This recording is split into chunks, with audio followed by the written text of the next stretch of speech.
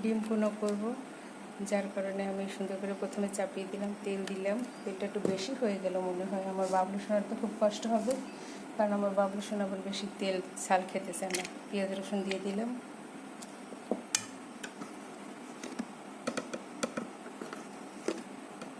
পরিমাণ মতো হলুদ দিয়ে দেব, কারণ আমি 4টা ডিম রান্না করব।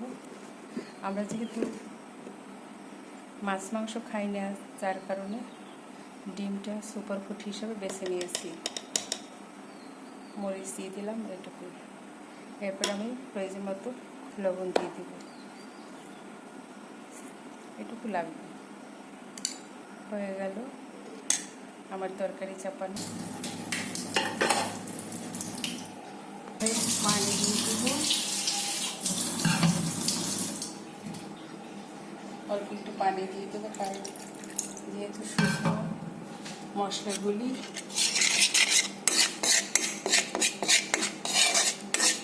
একদম কাটা মশলা, ঝামেলা ছাড়া রান্না করা।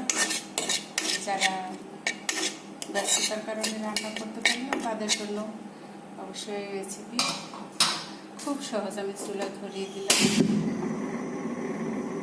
আস্তে আস্তে হতে থাকুক। 4টা ডিম রান্না করবো, যেহেতু আমরা 2 বন্ধু খাবো, আমি আর বাবলু সোনা। আমি গ্যাসের চুলে অনেকদিন রান্না করি না, তারপর রান্না করছি। কারণ সবসময় সব রান্না আমার রান্না করে ভালো লাগে না।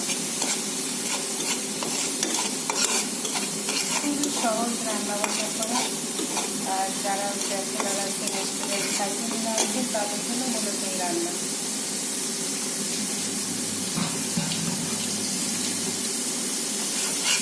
কিছু কষিয়ে নিলে ভালো থাকে।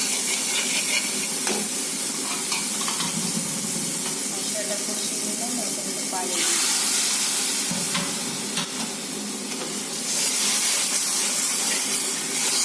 কারণ আমি বেশি পানি ইউজ করবো না, মাখা মাখা করে রান্না করবো, একটু যথেষ্ট। একটু ব্লক হয়ে আসলে আমি এখন ডিম ছেড়ে দেবো ঝোলের ভিতরে।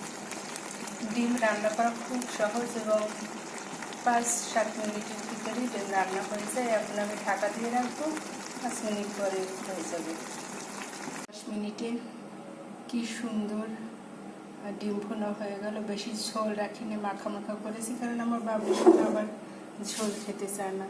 খুব চমৎকারভাবে অল্প সময় এভাবে ডিম রান্না করে খাওয়া যেতে পারে। আমার কাছে তো ভীষণ ভালো লেগেছে।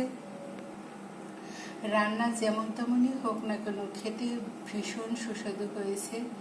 আমার বাবলু সোনা অবশ্যই এভাবে রান্না করে খেতে চায় না, সে আবার সিদ্ধ করে খেতে চায়। তো আজকে আমি এভাবে রান্না করেছি, দেখি খাই কিনা। সবাই ভালো থাকবেন, সুস্থ থাকবেন। আল্লাহ হাফেজ।